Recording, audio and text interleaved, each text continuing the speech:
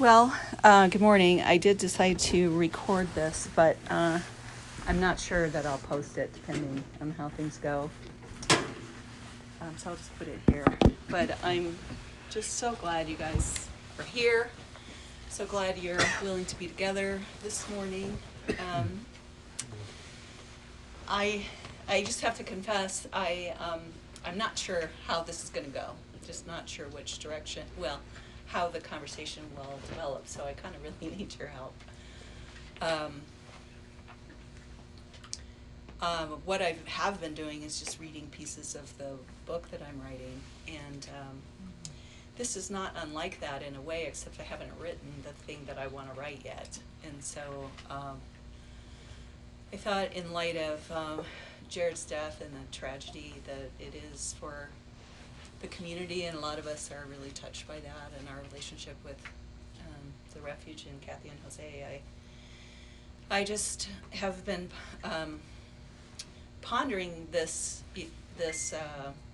chapter that I'm trying to write for a long time. So I'll kind of give you the context. I've been telling you all the things that I've been writing, but this last section, in probably the best or the capstone chapter, I want it to be about reconfiguring faith somehow, and in a soulful way, because I think that one of the core competencies we need to kind of move through this developmental process or this soul journey is we need some juice. We need something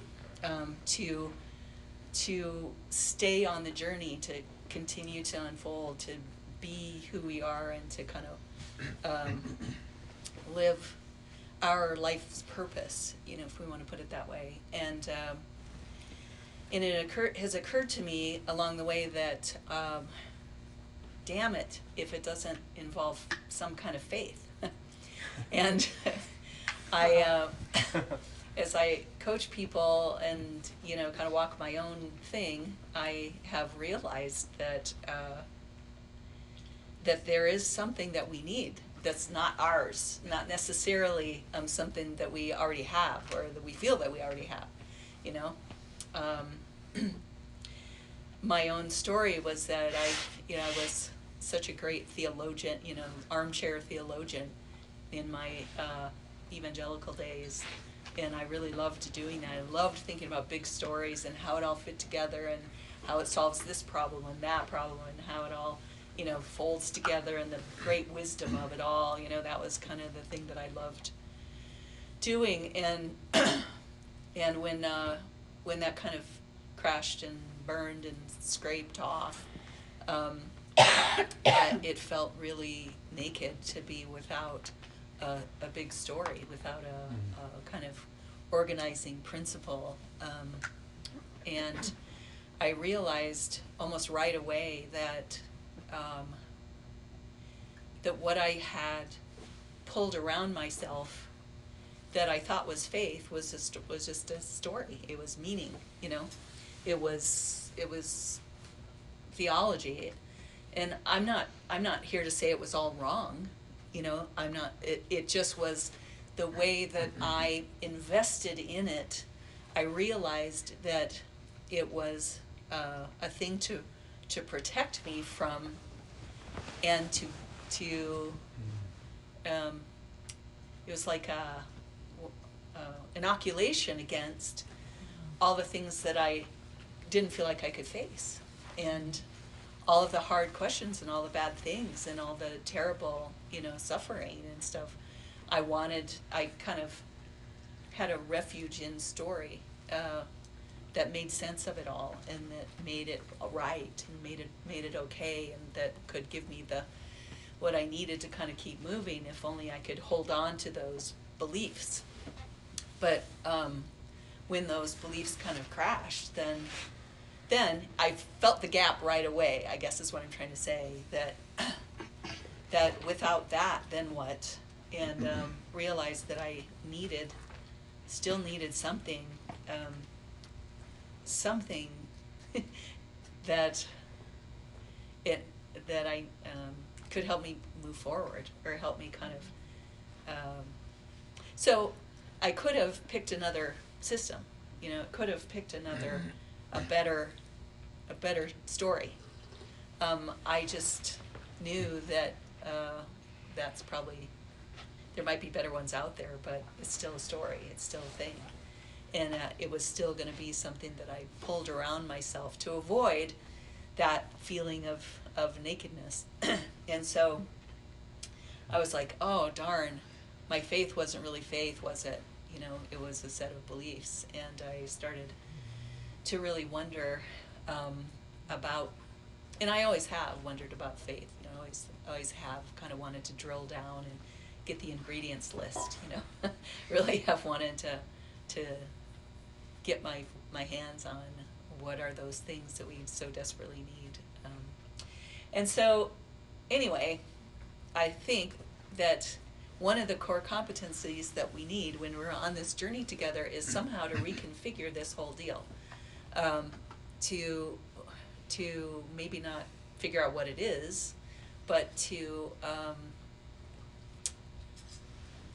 make our relationship with it in a way that it does what it's supposed to do for us. Oh my gosh. I will be stumbling through this whole thing because I don't know if words are just hard to pull together. Can you say more of what you mean with competency? Well, so like if you're on a soul journey, like if you've figured out I want to be my most authentic self, that I maybe have a self that I can live in and through instead of the ego bolstered, goal oriented, whatever it is, a way that we were taught to live. If that starts breaking down, and we're starting to kind of listen to a different set of values and a different way of being present with ourselves and being present in the world, that's more deeply attuned to who we probably are or were created to be, or whatever, more authentic, then there's some things you need to know about how the soul is and how it works, and that's like the 6 chapters about it being, subterranean and whole and all these things, wild and stuff. But then the next part is kind of like, if you're going to do that, you might want to, just a heads up. Don't be surprised if you have to learn about how to deal with the unknown. That's what we talked about last time. When you don't know, how to break up with knowing. Like basically, what your soul is going to do is take away all of your armor, all your certainty, all of the things that you cling to instead of what's real. And so, my thought is, don't be surprised if you find yourself, first of all, having to develop a relationship with the unknown. Learn how to be okay with not knowing, and how to hold on to yourself, how to be just when you have long periods of high stakes not knowing, basically, and learning how to break up with certainty as one of your anchors. And there's a couple of others that I've written that I think are core competencies. One is I'm calling the competency. If I could just say the word, it would help. The competency I'm calling it is withness. Withness, the ability to be with yourself and with like all the different aspects of yourself. How to do that, and how to not be surprised when you notice this piece of yourself and that piece of yourself, and it's basically this idea of integration, that your soul is always going to be kind of moving toward everything belongs, and let's move toward an integrated whole. And there's some skill involved in doing that, because what we're used to is being okay with certain parts of ourselves and not okay with other parts of ourselves. So we shove those away, or we try to do all kinds of weird shenanigans to only pull together a self that we like, or we think other people will like, and these other pieces start popping up, you know. Or we come into adulthood and we're broken, or we're shattered, or we're not quite, we don't really have what we need, and what do we do with those parts? So we talk about reattaching to the soul the parts that we banished, or the parts that we orphaned. That's witness. Another one of the competencies that we'll talk about, that I've talked about 100 times in here, is we need to get out of I Suckville for good. And the chapter on leaving I Suckville, I think it's one of the core competencies. I think if we settle in and build our home in I Suckville, we're not gonna fly. And so that's another core competency. So I'm glad you asked that, because I have those in my head and I forgot that I haven't told you anything about them. So I think the last one that I really want to talk about is about reconfiguring faith, because I think it's like fuel. It's something that we need, but it gets really misunderstood. I think it gets misused. I think it gets relegated or something. So it doesn't do for us what it's supposed to do, you know? So I've always been looking, it's like Jell-O, you know, if you ever had Jell-O. I grew up on Jell-O, oh my God. Loved Jell-O. And is it a salad? Is it a dessert? What is it? Is it a snack? You know? And all the different flavors and all the different Is it things. even food? Is it even food? You know, it just was such a staple. Yeah, you guys probably don't know the first thing about Jell-O, but back in the '60s, you know, Tang and Jell-O, man, those were our incredible things. But when you start asking yourself, what even is it? You know, and then you read the ingredients list. I don't know. Gelatin. What is gelatin? What is that stuff? You know, it's kind of how I feel about the topics that I want to talk about today. Faith in particular, but also hope is related. Love, I think we understand maybe a little more, but what even is it? You know, how can we, anyway, I find myself in solidarity with my coaching client / friend, Hillary, who wrote this to me a couple of months ago, as we've been kind of walking through some things, discovering things together. I just loved how she put it. I wonder if one day I won't feel angry about the faith it takes to be human, to live trusting in the unfolding instead of the plan and the budget and the success. So I've been talking a long time, haven't I? I didn't know what I was gonna, let's open up the conversation and talk about it, but I do want to do that because I need help, I guess, writing. I need help writing the chapter. Plus, I think we all sort of need help right now. Just being present with what is. So the question I have, I'm going to start with a question because if this is us in our path with reality, or even just humanity, with what's happening, with our response to life, it's like we're going along here just doing what we're doing, and in the face of events, calamity, terribleness, we can move in one direction or the other. And we've watched humanity do this through the history. We can move we can move toward somehow resilience and goodness, or we can move toward resignation and despair, or evil, or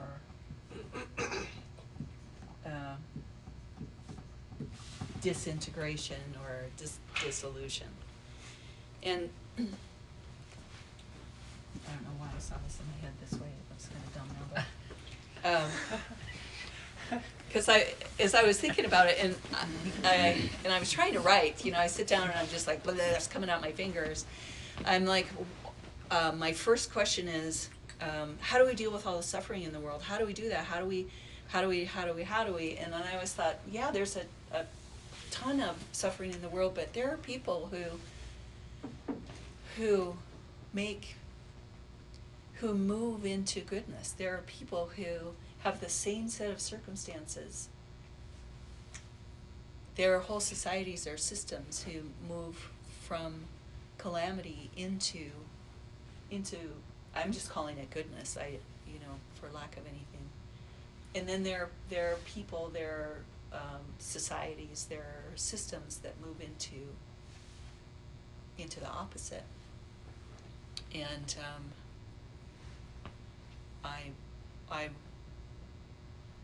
I was thinking about too the earth, we're in this calamitous space. They say we have 12 years to get 67% better, or something horrible like that. And what are we gonna do? So I was thinking about, what if this is the end of the world? Like, well, I always have to go to the worst case.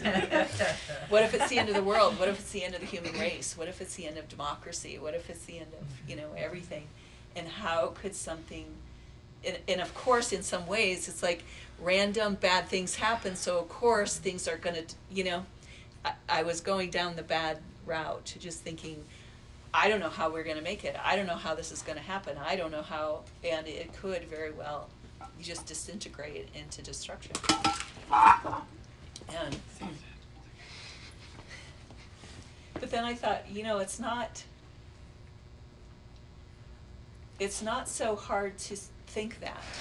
What's hard to think is, how does it go to goodness? How does it move in that direction? So anyway, those have been my thoughts in the last even couple of weeks, and some today. So I think maybe I want to just stop talking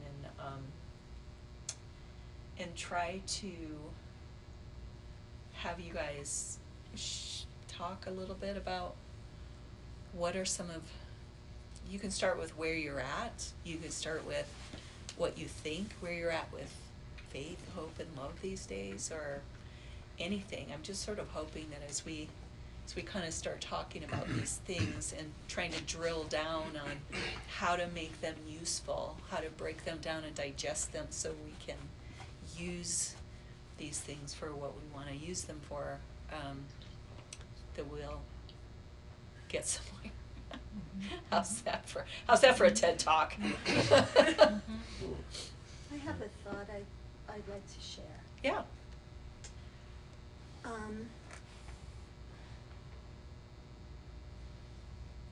When I sat down and read what's in red, before you started talking about it, I was reading it as if it was my experience, to see how it fit for me.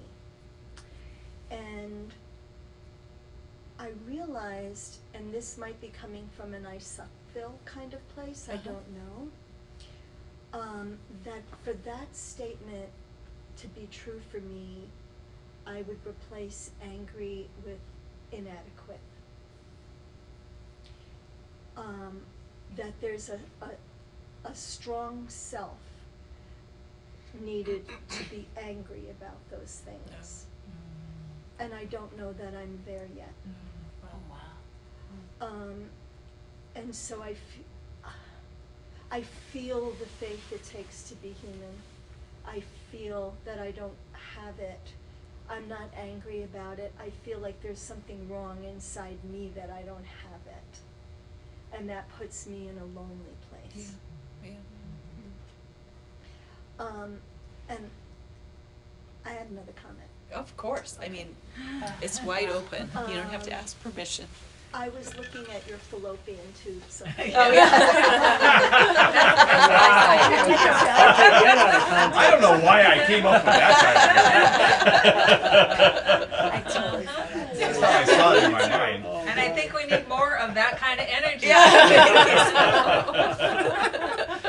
Wow.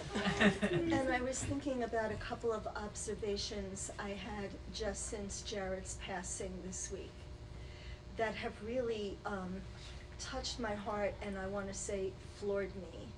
One was from you in Facebook posts about whether or not to meet today. And at one point you said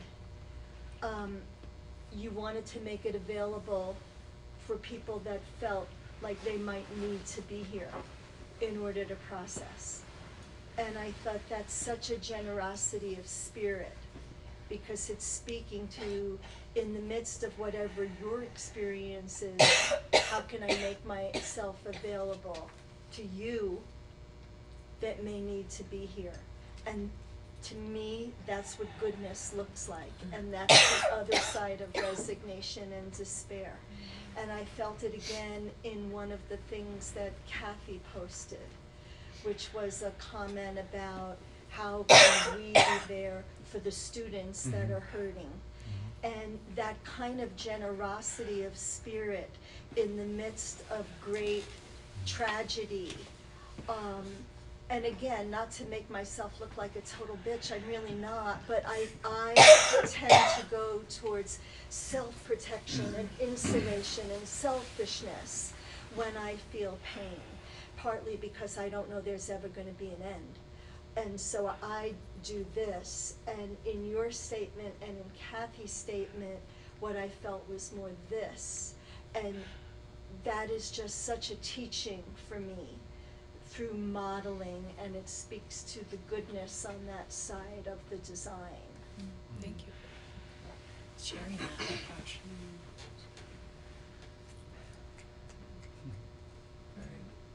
Very well articulated too. That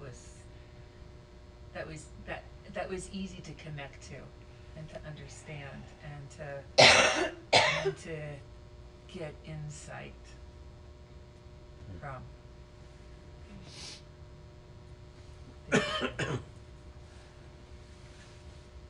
When I was looking at your tubes, I thought I want right under that arrow across from despair, resilience. How do I get to a place where I'm no longer worried every minute about my own kids and my grandkids and everybody else's kids and everybody else. And for a long time, when I've been meeting with my clients, I'm thinking, they'll be okay. You know, they're having some ideation, but, you know, I know they won't do it. And I don't believe that this week. No. And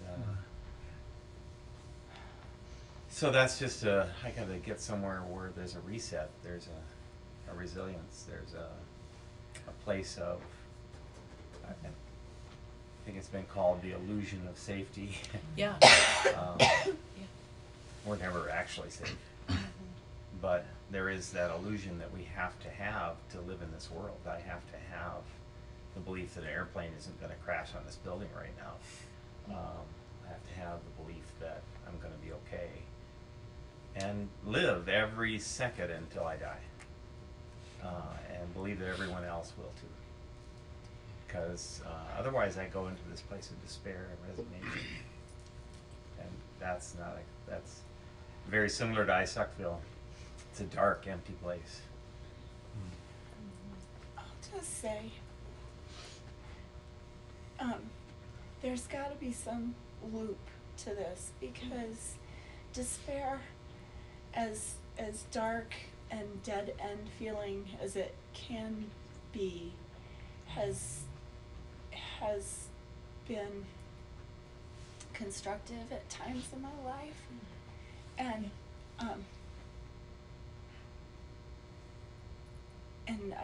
I've come out of it somehow, you know. They're not divergent paths that never Yeah, that never meet or circle or back. never yeah. loop back. That's not necessarily a dead end. That's one thought, and then the other thought that I had, just to continue your thought, Ted, is particularly with suicide, or a cancer diagnosis, or whatever you envision as the worst thing, knowing that even if it happens, when it happens, you're not destroyed. You feel wrecked, but there's something. It's like sometimes, almost as an exercise, I'll think of a worst case scenario and how to tolerate that how to somehow tolerate that and survive. Not enjoy it, not wrap it up with a bow, but somehow bear the worst pain, whatever is the worst, and not have it destroy me. And I don't know what that quality is. Maybe Resilience. well,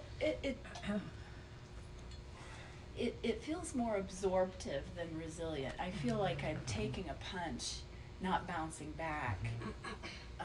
But the ability to take it. Yeah. Yeah.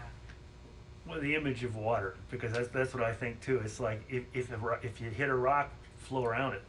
So that I like what you said, because resilience has an imagery to me of pushing back, and yet it seems like so many wisdoms are like, no, don't. You're just a human. There's things you can't push back.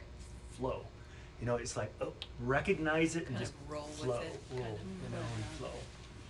Find a way. So it's a kind of resilience for sure, but it's one that doesn't project the image of just fighting something. It's like it's acceptance. There's a word, accept. Accept and continue on your path. Yeah, I think it'd be easy to think of resilience as something we're fighting to do, Yeah. and Right. I like how you're putting it. Like it might be that, yeah, we took the blow, we took the wound, we took the hurt. It will always be there. Yeah. But there might be a way to come back to some sense of I'm okay in the world and I'm rolling forward again. Mhm. And to me that would be resilience, if I'm Mhm. flowing. Now carrying this new wound, this new burden, this new knowledge, this new deeper sense of pain, but welcoming that somehow, and not pushing it away, and finding a way forward that maybe is more adaptive than resignation and despair. Adaptive. Yeah. Yeah, I feel like resilience doesn't strike me as something that is fighting back. Resilience is more like endurance and finding a new path. And like I really feel like I've learned this with refugees that I work with, because Gosh, yeah. they can't push back against the system. They've lost their country, they've lost their family, they've lost all of these things.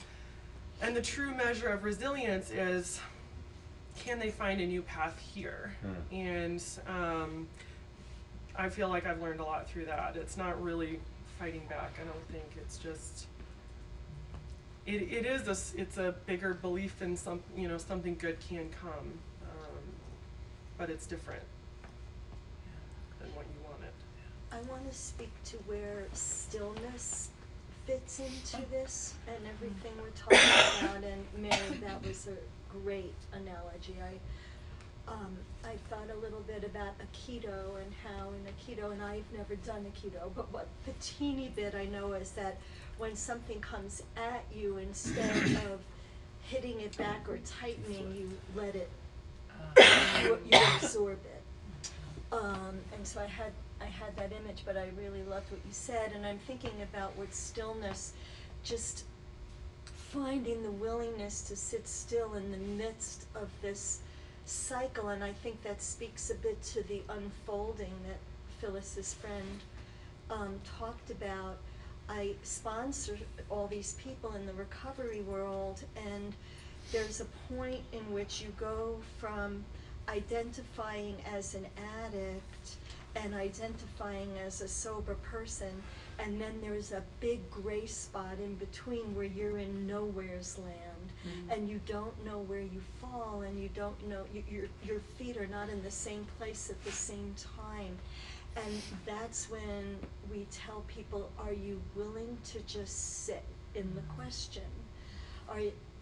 But there has to be the trusting that it will unfold, that this person speaks to. And I know in my own experience, if it wasn't for meditation and mindfulness and the willingness to just be when those punches are being thrown and when the goodness is being thrown, when all of it is coming,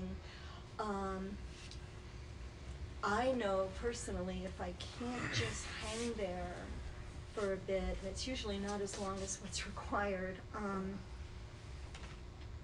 I miss the unfolding and I end up inserting a direction. I had one thought to add to this conversation.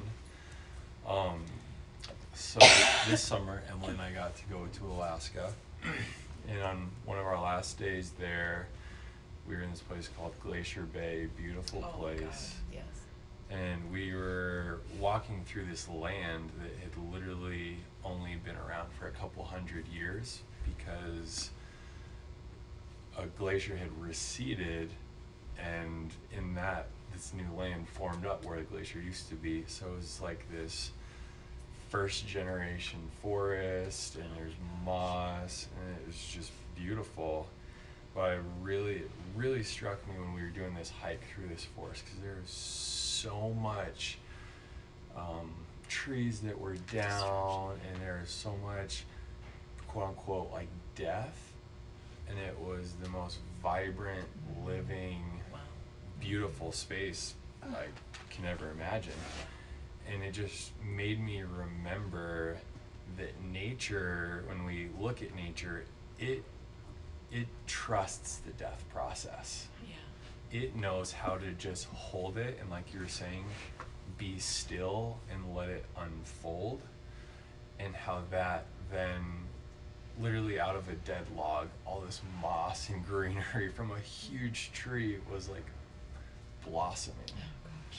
And I think back to that forest when I'm seeing people in despair, when I'm dealing with crisis situations like in my own life, or you know, I work at a middle school. Yeah. Crisis every day. Oh my gosh, yeah. And so I think just having a little bit more of that framework that is like a universal, natural pattern to just try and hold within myself and how I interact helps me I love that deal so with that. much. Yeah. That makes me think about how I've heard David White say in a poem that, or in some writing that he's done, that the humans are the only ones who get to decide whether they're going to be themselves or not. You know, in nature, a tree never decides. It has to decide, am I going to be an oak? You know, the crow never decides, am I going to be a crow? You know, and there's something about that human experience. Yeah. And well, you were just able to paint that picture of nature and how nature just is itself so solidly. That's informing something here. So I gotta share something that I've been dying to share. Maybe I'm the only person that hasn't heard this expression, but I just heard this a couple of days ago. Be yourself. All the other personalities are already taken. Yeah, everybody else is taking it. I love that. Yeah. Yeah. Yeah. Mm-hmm. But, Yeah. but then I have to decide who is that that? yourself? Exactly. Exactly, and that's what we're talking about. But I still love that expression. How do I know who Yeah. myself is? Yeah. Yeah. Yeah. Yeah.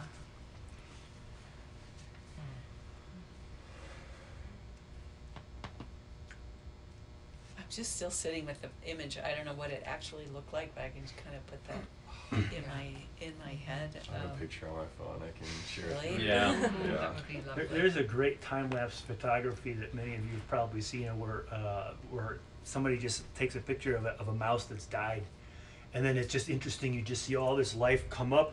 The mouse kind of melts down into the ground basically as it decomposes, and then that becomes the most robust area in that area with stuff growing out of it. Really? Done in time lapse. It's pretty. It's Wow. really powerful. Yeah. Yeah. The same image, Yeah. Yeah, when I was writing the chapter about the soul is wild, you know, I thought a lot about wildness, you know, and nature, and how and that very thing, how just the power, the sheer life force of nature just takes over, you know, just does its thing. And you know, if we don't keep up I think the thing that really struck me at the moment was you could build a house out in the woods, and you could build it out of stone, wood, whatever. But if you leave that house, then like nature just takes over and will just Yeah. tear that thing down. And it just struck me like the intrinsic sort of accumulative power of life, I guess is what it is. It's just life itself, like how life does regenerate itself. And I don't know what I'm trying to say.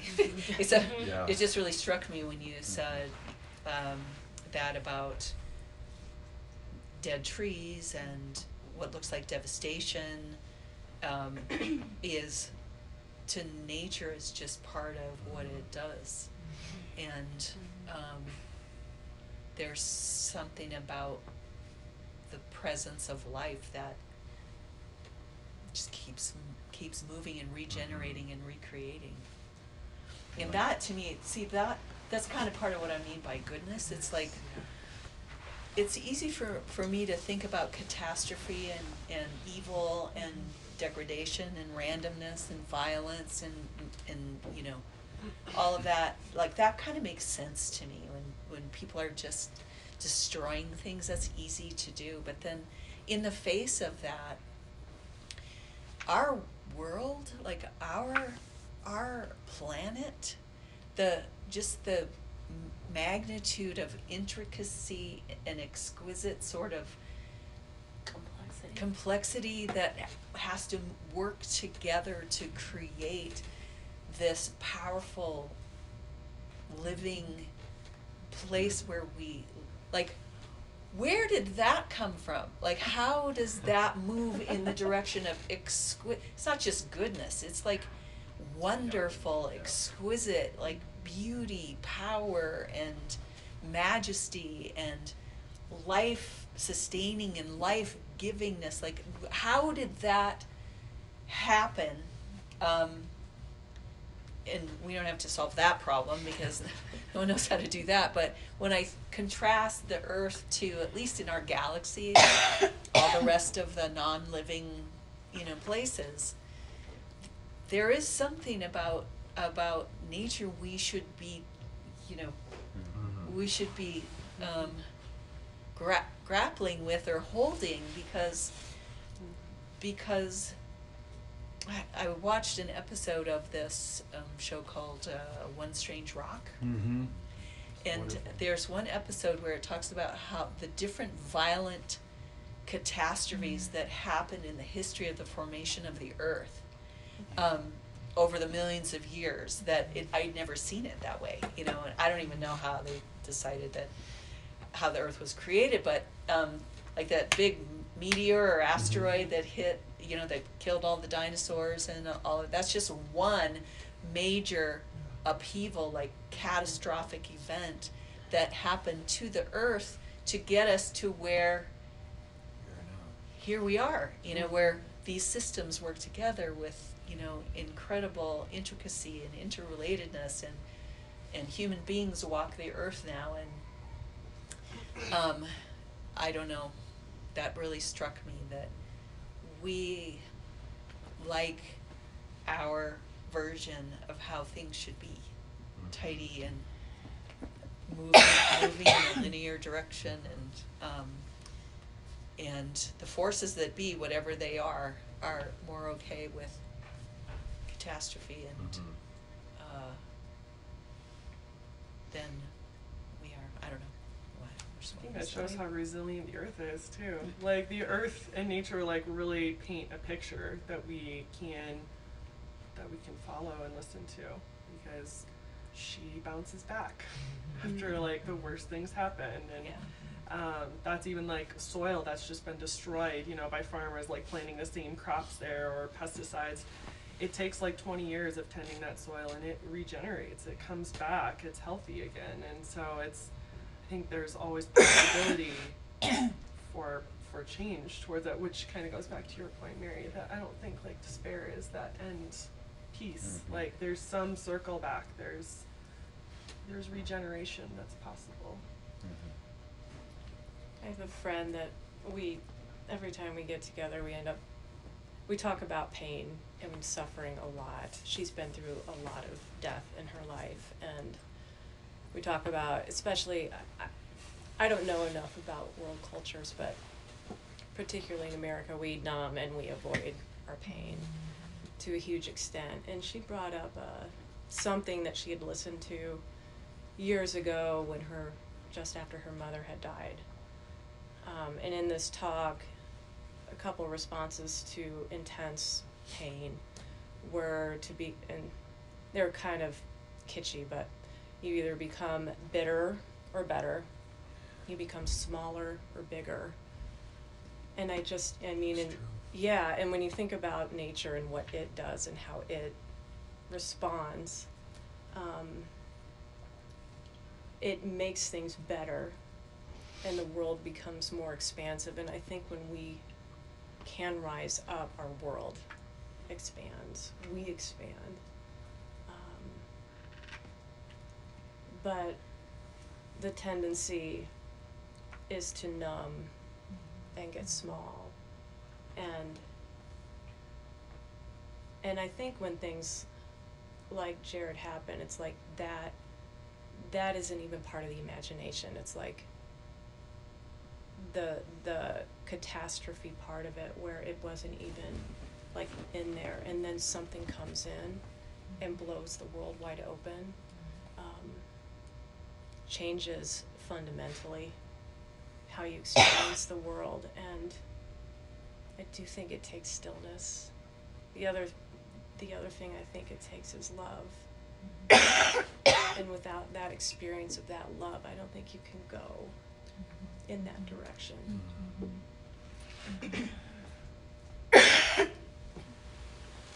One of the things that Kathy has written about is, leaning into hope, and also the hope of others at this time, borrowing the hope of others at this point in time. And I was having a conversation with a friend whose family has experienced great loss in the form of death of a child, and the devastation at that moment in time, and now, many years later, the light and the beauty that is in existence in them and in their work, that is there. And she says it allows me to hold that tension of this incredible devastation, despair space, and I've seen the beauty and the light, and I can harness that hope at times like this. And I wonder if one of the things that, in addition to that love energy, there's there's that hope energy Yeah. too that comes in. I think it's the love, faith, and hope energies that are gonna bring you over to that space. And The other word I want to just introduce, I think we're dancing around, and it's really in the culture right now, is vulnerability. Like the necessity of vulnerability. And when Ted was talking about illusions, you know, this is how we cope with our vulnerability, is we gather around ourselves these things that, they're gambles, they're props, they're not bad things, the illusion that I'm gonna wake up in the morning after, I go to sleep at night, I put myself unconscious, will I wake up in the morning, if I should die before I wake, kind of thing. And for the most part, those things work out, all things being, but as we get older, I think as we move through, and depending on the things that we have to face, those illusions get stripped off of us, and we experience a heightened sense of vulnerability, which we do not like. I think that we have a lot of allergic reactions to vulnerability. We don't like vulnerability. I think even in the word, vulnerable means that we're unguarded, we're open to disaster. Being vulnerable means you have a weakness, or you have an inadequacy, or you're not fortified. And I think that Brene Brown's done a great job of really describing it's a core, vulnerability is actually a core competence. yeah, Just learning, and I think that how we deal with vulnerability is one of the things that helps us move one direction or another. Can we tolerate, what helps us to tolerate our own vulnerability in the world,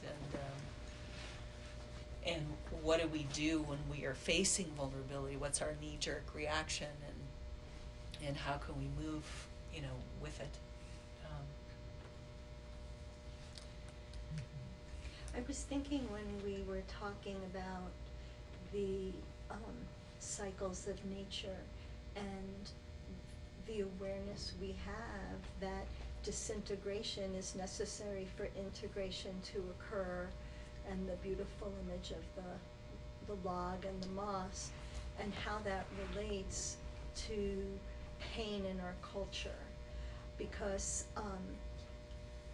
disintegration as necessary for integration still doesn't compute with the death of a child. No.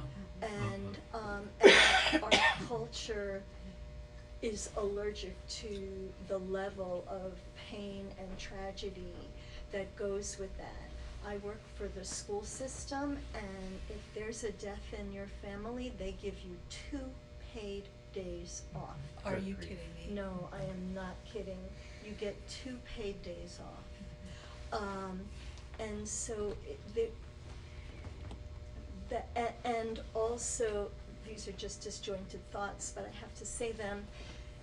When people around us are suffering, it brings up vulnerability in us. It brings out the unresolved pains in our own experience, and we want to band-aid that with hope and love. And not to say that those things aren't gifts when we're there, but there's a tendency to, I was telling Phyllis earlier, I had a stillborn birth many years ago, and if one more person told me that I was going to be reunited with that baby in heaven, I was going to smack them. There was absolutely no comfort. That was comfort for them to tell me that, but it wasn't comfort to me. And so I loved that hope and love are on there, but in the sitting still that we were talking about before, we have to realize that our culture does not allow a timelessness to pain. It sets a clock. And part of what we need to offer one another when in pain is the space to be in pain, and not to feel personally resistant or avoidant of that as a friend, as a supporter. In the 50s, that's when we changed things, because if you watch the movie It's a Wonderful Life, when his dad died, after that he had a black band on his arm. People used to wear those for maybe a year, so people would know that something was going on. But in the 50s, we got away from having wakes in the house, and we had to start having funeral homes where we could take the death and bury it, or the morgues. Separate. Yep, the morgues are in the basement of the hospitals. We hide it away, and we don't deal with it. And like what you're talking about, your loss, people aren't aware because we don't have a outside sign anymore. But those people in those days were smarter, because you have the sign, they go, oh, okay, that person had a death, we can give them grace. I remember after my wife died, that, you know, a week later somebody said, are you still struggling with that? You know, it's like, oh yeah, I actually am. So I think that's where we got, our culture has got, we have a fear. We have such a fear of death that we figure if we can hide it somehow, we just don't have to acknowledge it. Yeah. But I had another thought, you know, we're talking about how you could get to the goodness part. And a thought that came to mind was that lady that started MAD. Oh, yeah. Her child was killed by a drunk driver. So because of that horrendous event, all these laws have been passed to keep that from happening to more people. So I think that's kind of like the nature's way, you know, that something happened, but out of that, Something was born. yeah, because in the forest, you know, they have burns and hunting. The reason they have hunting is to thin out the herds, because if they get too big, they can't sustain themselves. So that's a nature's way that we have to have death in order to have life again. And when we were talking about, you know, kind of, I don't like that word resilience either. But I know when my wife died,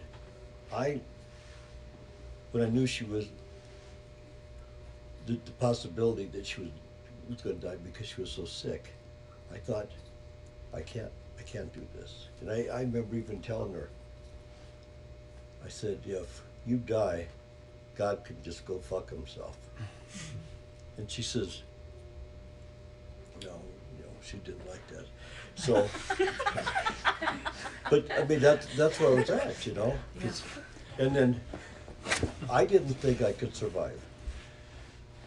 Well, that was 21 years ago. I've certainly survived.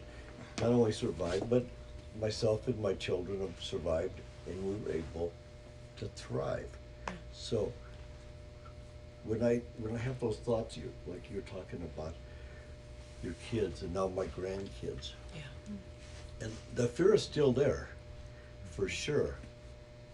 But I know without a doubt, if all 4 of my grandkids would somehow kill themselves, I could survive that. It would be just devastating. But life would still go on, and somewhere down the road I would be able to still thrive and lead a good life. Not like that pain would not be there. Right. Pain would always be there, but it wasn't the end. You know, it wasn't the end. And I've always had I've never been able to quite comprehend in my head, because most faith systems say that death is a good thing, because you're supposed to go to some wonderful place and everything's supposed to be good, but we fight it tooth and nail all the time. So it's kind of a interesting paradox. I was thinking about the kind of the things that people need to grab onto, you know, in order to avoid their own pain, or, you know, in order to feel better when someone else's pain brings up their own pain, and how we can trivialize hope and love and faith so sickeningly, you know. Even though at certain periods of your life those things really mean a lot to you. So I think that they're there, but sometimes they're more part of the illusion than they are part of the reality. And so when I was thinking about resilience, vulnerability, like moving on after loss and tragedy and calamity, I was wondering if I wondered if really we boil down to, I just was wondering about this word, presence. And we're kind of, again, dancing around that. We're talking about space, you know, we're talking about time, we're talking about,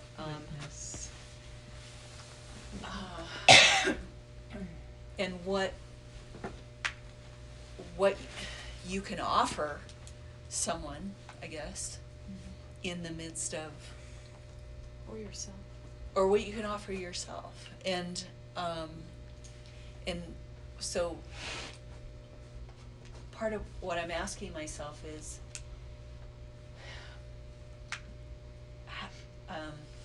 also, what is presence, and what does it take to be present, to be fully awake and fully present with what is?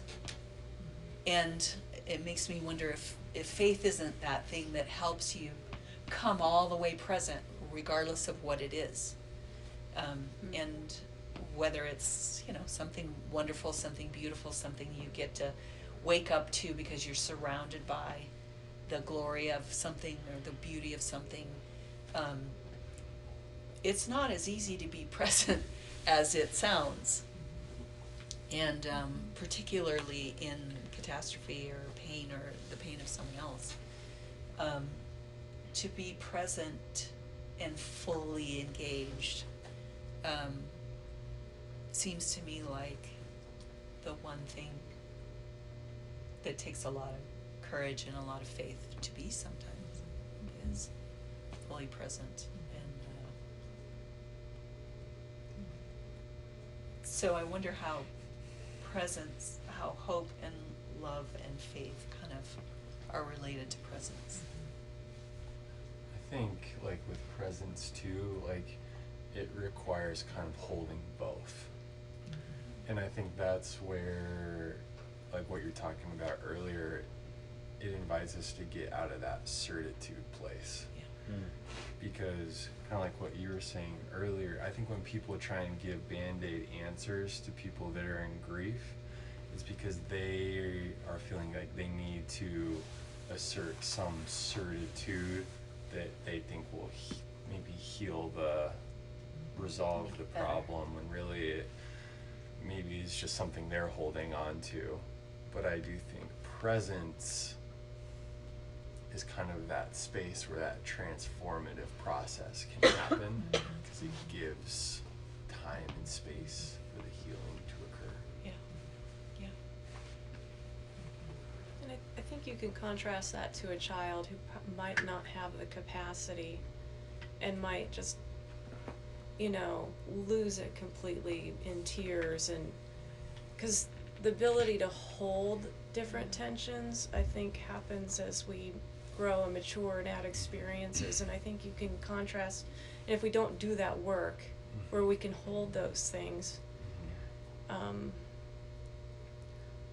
yeah, it's like we end up trying to comfort ourselves in those moments instead of bringing that person who can offer the generosity of spirit. So, yeah. So I'm curious with presence and with Band-Aid answers and stuff, there's faith involved in both, which I think we've been kind of talking about, but the Band-Aid answers, you have faith in a system, and in the story and in the picture that everything needs to fit into. But with present, like, what are you having faith in? Do you have faith in a process? Like, you know, what is the thing that you hold on to, I guess? It's hard, you know, if you walk away from the story and you walk away from the certitude, which clearly doesn't help, but you still are seemingly grounding yourself in something in order to make it through. So I'm curious, what do you think that is? Great question. I've been waiting to talk about faith too, because that's the only thing we haven't talked about. Yeah, yeah. Thank you. Yeah. Mhm. No, I mean, that's my crisis. Mhm. Yeah. What is it? What's faith? do I have any faith for right now? Yeah. So I have a really I don't know if it's conflicted. I have a kind of negative relationship with faith, and it may be, to me, faith seems like it's always used or usually used like everything's going to be okay. Yeah. And to It's me, like it's it's like, attached no, to a life future. says people die. It's not going to be okay. To me, acceptance is a much more powerful word, because if your faith relies on everything's going to be fine, nothing we see in history says everything's fine for everybody all the time. It's quite the opposite.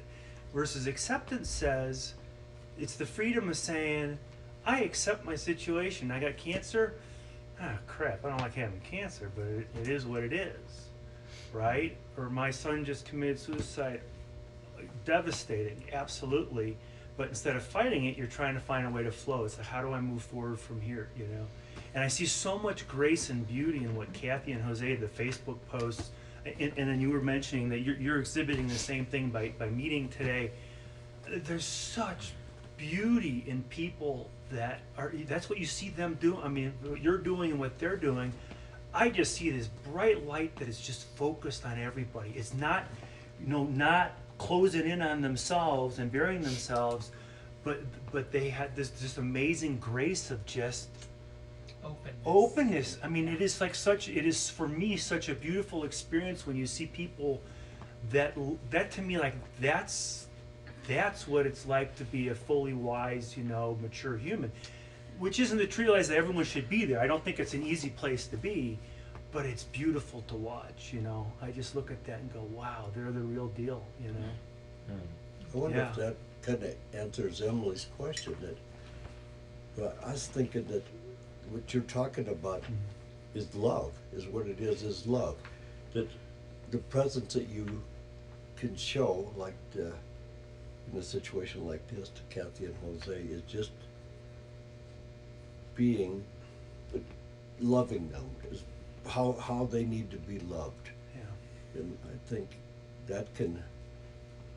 That's kind but of. They're also radiating acceptance. I mean, you don't see them fight. There's been like no tone, any kind of fight. It's like, what's the fight? This has happened, and it just you see them embodying full, honest, mature acceptance, and then turning it into this richness. Grow the moss on the log, whatever. I mean, they just like embody it so much. And I was telling Mary this. That I just like, my eyes are just like, I'm like, wow, these people are amazing. I'm reading their post from the day after it happened, her first post. There was no negativity. There was no resistance to what happened. It's something to aspire to. That's just a beautiful place. Well, I think that's why I kind of want to highlight presence, because and faith, connect presence and faith, because it's like when you're in the middle of your world collapsing, and you're present to being shredded by this thing that's happened, that, how is that not faith? You know, you're not interrupting it, you're not I mean, sometimes you don't have a choice. You know, you can't choose in that moment not to. I mean, my first word out of my mouth when it happened was no. Yeah. No, no, no, no, no, no. And I think that's our first thing, but if you just will show up, if you'll just be present, if you'll just allow yourself to encounter what is, I think that encompasses a lot of what we're talking about. That's all you can do, really. You can choose to shrink back from it, or you can choose to band-aid it, or to, you know, jump out of it, or grab your illusions and hide behind them, or convince yourself that this is for some great purpose, or, you know, the things that we grab to try to attach our faith or our okayness to something in the future that we decide is got to happen.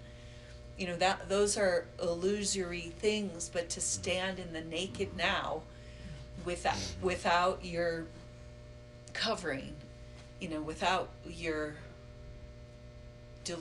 illusions, and to just walk into it breath by breath and moment by moment. How is that not faith? Like, the thing that helps us do that and not just explode, or not just implode, or not just or even when we do, you know, crawl on the floor, or completely turn inside out.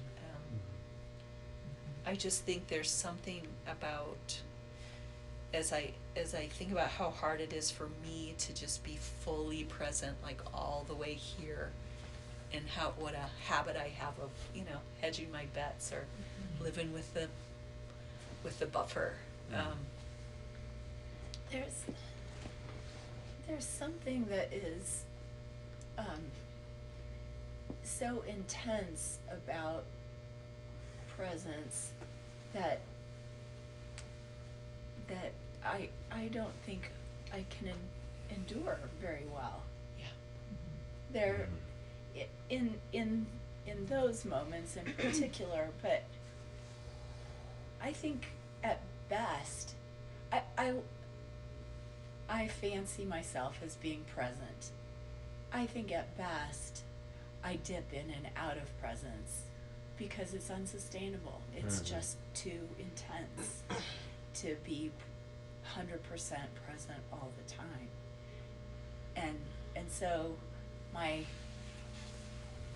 entrees in are probably weak little efforts of like stopping for a second and breathing for a second, or feeling for a second, or whatever it is. But just I don't know if it's ultimately very sustainable. I'd like to patch my little moments closer and closer together so that there's more of it, but I don't know if it's realistic. So that it looks like flow instead of whiplash. Yeah.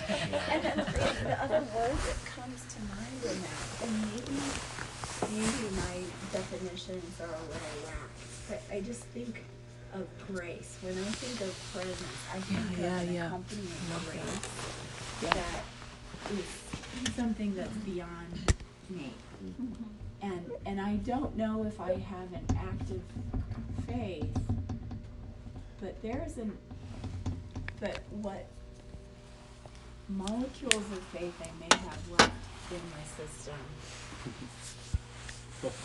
I think more in terms of grace, that they've visited me that there's some grace that I've been visited by that allows me to patch that presence together just in those little teeny bits.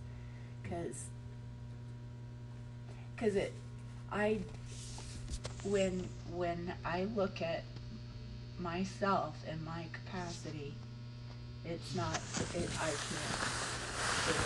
can't do that. I have a similar experience, and what I have found is that to the degree that I am honestly willing to relinquish connection to outcome and to relinquish the direction of outcome, presence becomes easier. That's good. Right. Yeah. That's interesting, because I'm not sure if I'm going to be saying the same thing or something that's kind of different, because to me, grace is such a powerful word. I think everyone agrees on that. And what I was just thinking, I was seeing or understanding for the first time, presence to me seems to be inherently self-oriented. I'm present. Grace to me seems to be, when you see someone experiencing grace, which I see with Kathy and Jose right now, to me seems to be kind of different from that. Grace seems to be something beyond the self. It is, in their case, it's the greater good. How do we turn this into something constructive? That to me comes across as grace. Grace is inherently not self. It's selfless. Presence, I think, is important. I don't think I want it down. I think presence is important, but the risk is there's still self attached to that. Grace is way superior to that somehow, right? Well, yeah. I wonder if I like the idea of grace as something from somewhere else. Yeah. Like something coming from somewhere else. And I think it's something that connects us all. And There's connects some us kind all. of there's some kind of underlying root system where it can be tapped into, and it's accessible to everyone. And so faith, I wonder if faith is the opening to the something from somewhere else. Yeah. Okay. We were talking this week about the three abiding realities, and I know as we've deconstructed our faith, we've thrown out most of what we learned, but every once in a while you come back to these concepts that seem to ring true. And in the love chapter that you hear at all the weddings, that last verse of chapter 13 of 1 Corinthians says, but there's these three things that remain: faith, hope, and love. And so those we've been taught were the abiding realities. They're the thing that maybe grace produces and leaves us with forever, even in death. So it becomes this, like, really abiding forever through all of it.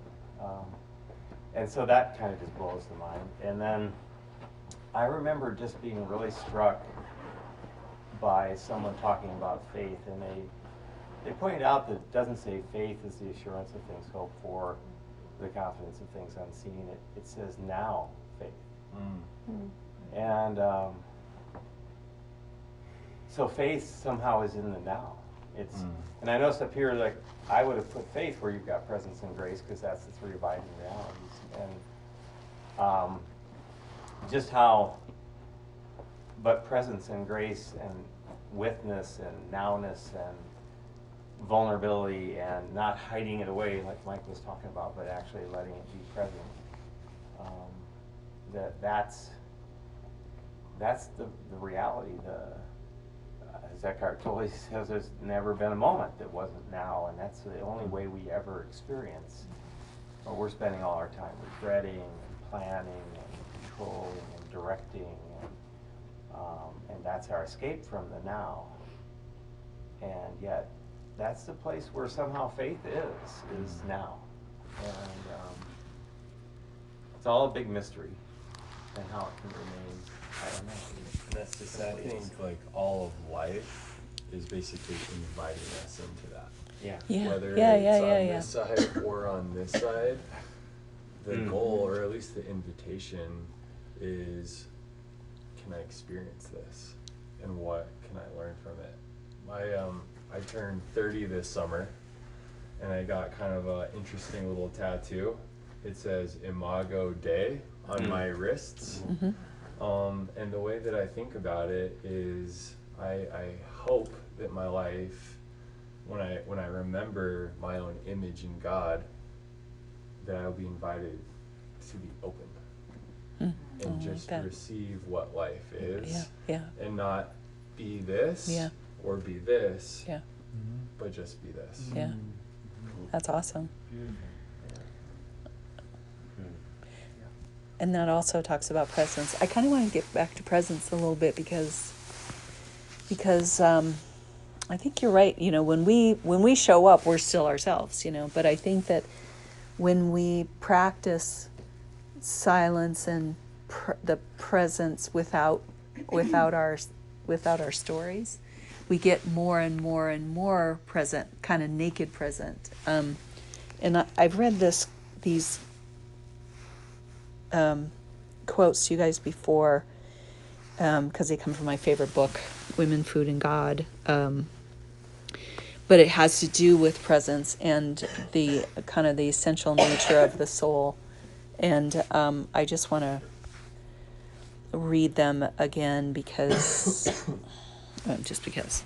Okay, she says, "You are not who you think you are. Hardly anyone is.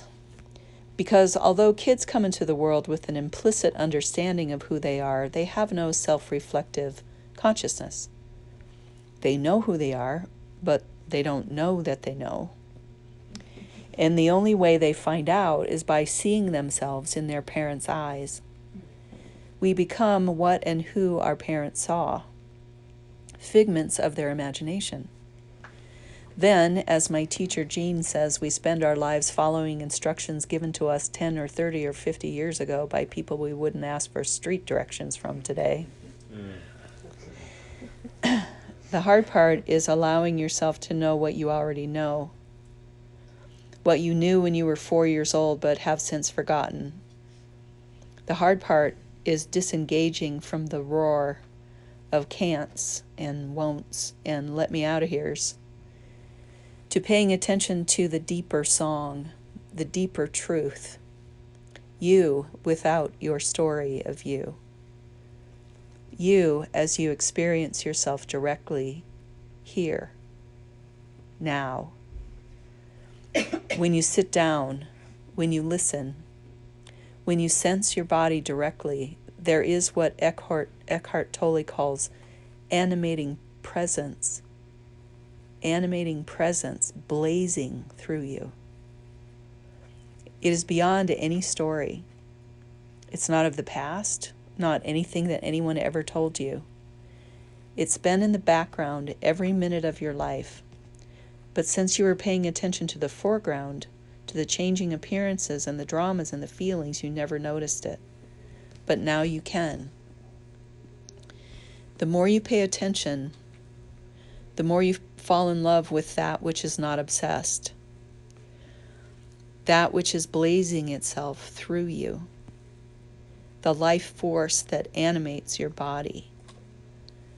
When that happens, you slowly realize that you are being lived by that which is God, and you wouldn't have it any other way.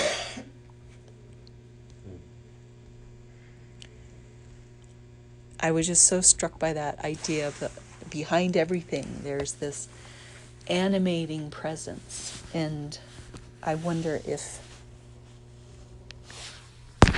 faith and hope and love, is constituted by this animating, this thing that makes us alive, that makes us human and conscious and unique, and who we are, and that the faith it takes to be that is to disengage from all of the illusions and all of the stories and all of the stuff, and then to be in the naked now with whatever is there, whatever we're in, and however it hits us. And it brings another sense of that word presence. Yeah. You know, there's my presence, and then there's some other presence that Animates seems to- through you. animates, Yeah. that seems to exist, and that, yeah. Well, and is there even really a difference? Because we, you know, Yeah. Shannon, what is Shannonness? You know, we know what it feels like to be in the presence of animated Shannon. You know, and who cares if it's If it's self or if it's presence, right? Richard Rohr would say that the separation of those two things is part of the illusion, Yeah, right? yep, Mm. yeah.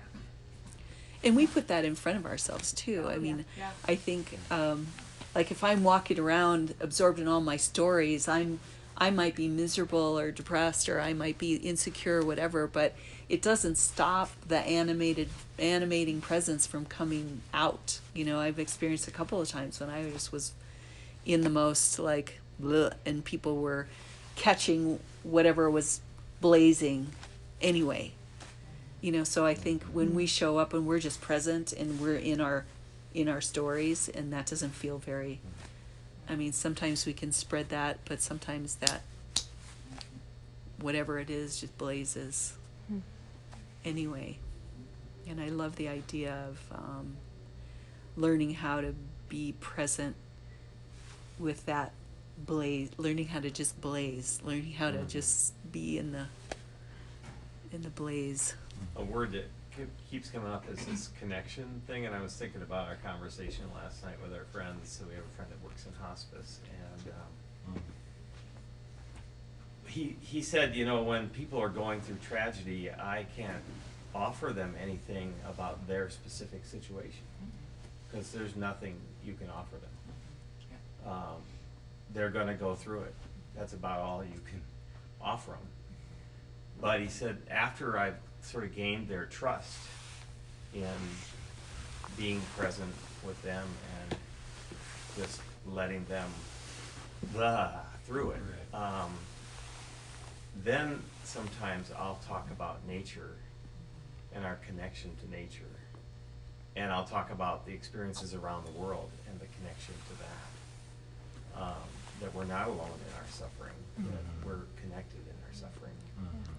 And if we can, I think, do that in the presence with a sense of grace, that might be what faith is. Oh yeah, I like that.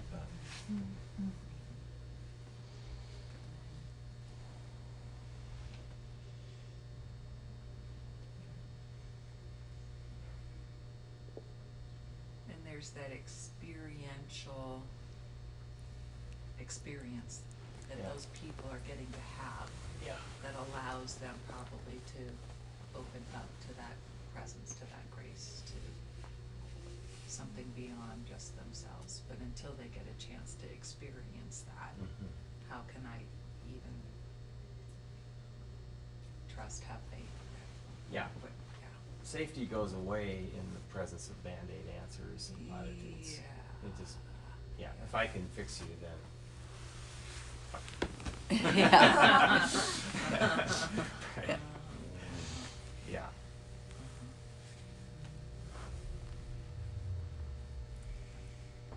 Yeah, I think that's why we need to reconfigure these things, hope and faith and grace and presence and resilience, and so that to take them out of the realm of Band-Aids and cliches and illusions of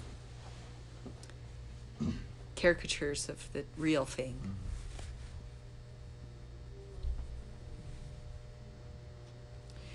So, have we tied it back to faith and being angry about the faith it takes? I mean, I think that I just want to, I don't know, tie up whatever loose ends we have. But I loved it when she wrote how angry we can be about the faith that it takes. Like I just got it right away. Like, I don't want to have to be vulnerable. I don't want to have to show up naked. I don't want to have to give up my illusions. I don't want to have to live in the naked now. I don't want to have, because the way that feels is so vulnerable and unguarded, and I want to pull those things around me, and so certainly 99.9% of the human population is not living in the faith that it takes to be human, evidently. I don't know, maybe they are. I shouldn't judge 99.9% of the population, but to be fully human, I think takes something else. And I wonder if that angry word resonates with different folks based on things like Enneagram, based Thanks, on, Mike. yeah. Mhm. I wonder Sure. if that Yeah. comes Yeah. through a little Yeah, bit yeah, there. yeah, Yeah. and I think maybe that's why I resonate with, as a 9, I don't want to come fully present. I like my buffer. I like being back here, and Yeah. having a lot Totally of relate distance to what between. you said, Hope. Yeah, yeah. As a 2, Inadequacy, I totally yeah. relate to the Yeah. inadequacy. Yeah. Yeah. Yeah. Right. Yeah. It's funny. Yeah, insert your Mhm. feeling Insert your word here. unique set of Yeah. challenges. Yeah. Yeah. I just so appreciate y'all and your participation today, and just want to just express my gratitude, but also just any other thoughts by way of. And does anybody have a way to end? Like, I'm not good at bringing closure, but It's funny that you say that. I had this kind of picture just a little while ago that somehow this connection to the suffering in the world, that maybe if we were to just stand and, I don't know, hold hands or whatever, and just kind of feel the connection, because we're here and we're now and we're connected, and it would be a symbolic gesture. you guys good with that? Yeah.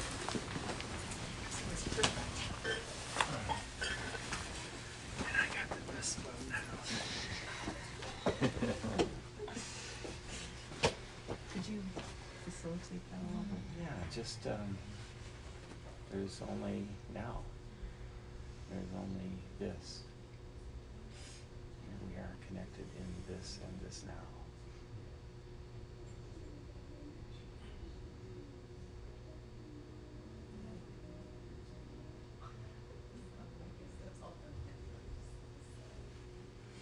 May we be well. May we be happy. May we be free from suffering. May we be peaceful. May we be present. May we live at ease. Feel gratitude. May we experience the grace of one another. May our own pain bring us to greater compassion. May we be open to something from somewhere else.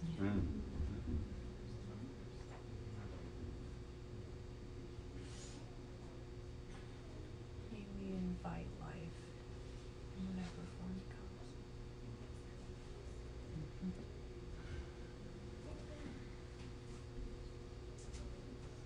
May we have courage to be human.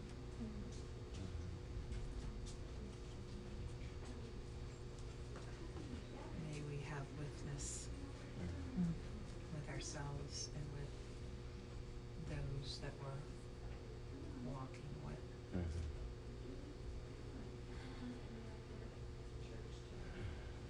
May we return to one breath in, one breath out.